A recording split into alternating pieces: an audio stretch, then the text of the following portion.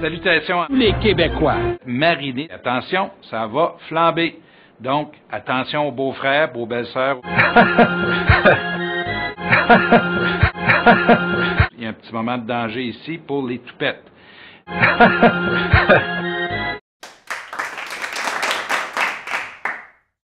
Monsieur Bachand, je veux faire entendre de quoi. Vous avez annoncé dans une entrevue au Soleil cette semaine que la TVQ pourrait hausser de 2 points. J'ai pas rêvé ça? Non, pas rêvé ça. Je vous fais entendre attendez un peu. Je fais entendre M. Jean Charest, chef du Parti libéral, ici même, assis en face de moi, v'là quelques mois. On est en pleine campagne électorale, on est en pleine crise. Là, c'est pas avant la crise, on est dedans. M. Charest me dit ceci, écoutez bien. Donc, c'est sûr que sous un gouvernement libéral, jamais vous allez toucher à la on a dit non à ça à chaque fois que ça nous a été demandé. Ça va être ça encore.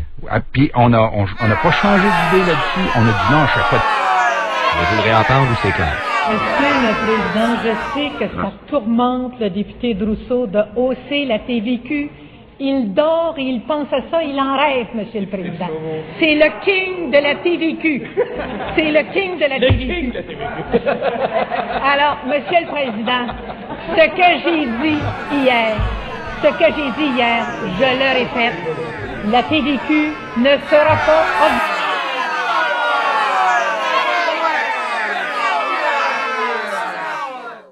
Oui, j'ai un plan et j'ai la meilleure équipe pour le réaliser. Alors, le 8 décembre, dites oui au plan pour l'économie du Québec.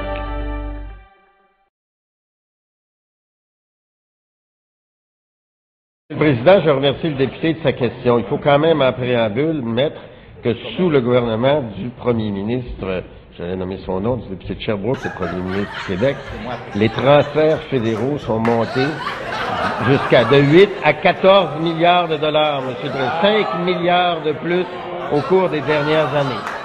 Sur la question de l'harmonisation de la... Et j'ai une équipe expérimentée pour le réaliser.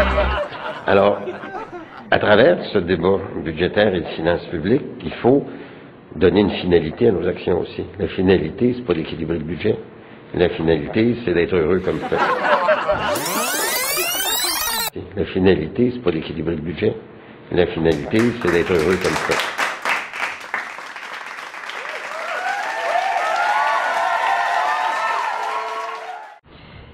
Tous conviendront avec moi que lorsqu'une femme apprend que le fœtus qu'elle porte est décédé, elle devra avoir accès à un curetage immédiatement. Monsieur le Président, on ne choisit pas le moment où on apprend le décès de son enfant. Est-ce que la ministre de la Condition féminine peut nous dire si elle trouve normal que le CHUQ n'offre ce service qu'une seule fois par semaine et est-ce qu'elle trouve acceptable qu'une femme doit attendre 7 jours?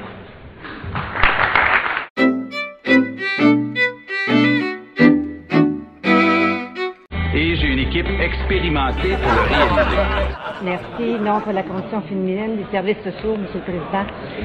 Merci, Monsieur le Président. Je pense que tout d'abord, ce qui est important de dire, c'est qu'il est évident que lorsqu'on porte la vie en soins et que notre enfant décède, c'est difficile. C'est des situations qui sont difficiles pour toutes les femmes qui ont à vivre cet état-là, Monsieur le Président.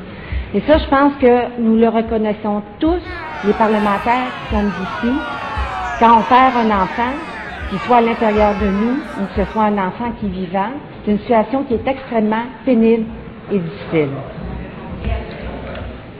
Maintenant, Monsieur le Président, je pense qu'il est important aussi de dire que lorsque ces cas-là arrivent, il y a des médecins qui discutent avec les mères à qui cet état, malheureusement, qu'ils les vivent. Il y a également des discussions qui sont entreprises entre les mères et les médecins pour, je vous dirais, évaluer aussi la mère.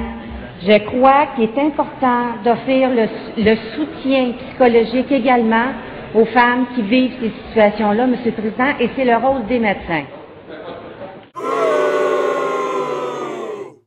Monsieur le Président, la députée interprète, le ministre hier a dit clairement que nous regardions la situation.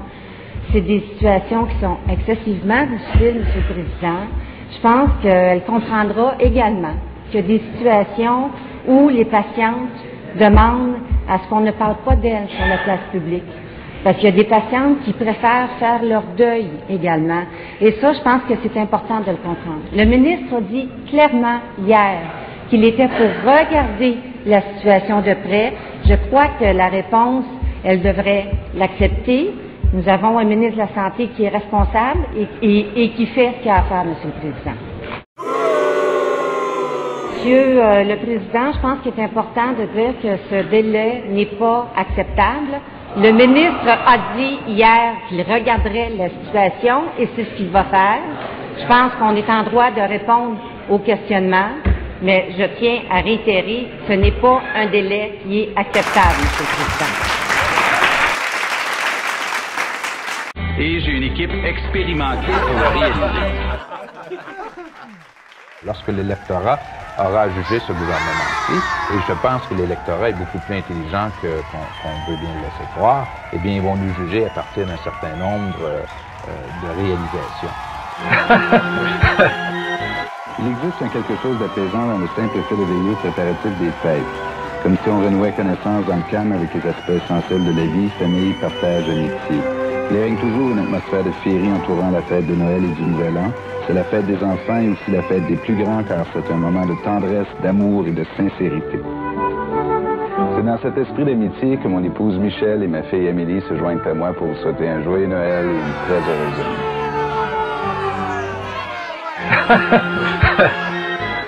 Tous les jours, quand j'entre travailler, je me pince, je me dis, je suis le Québec. C'est le seul chef de parti connu capable de réciter son programme politique pendant que sa coiffeuse lui coupe les cheveux. Je vous souhaite à vous, vos auditeurs, un très, très bel été.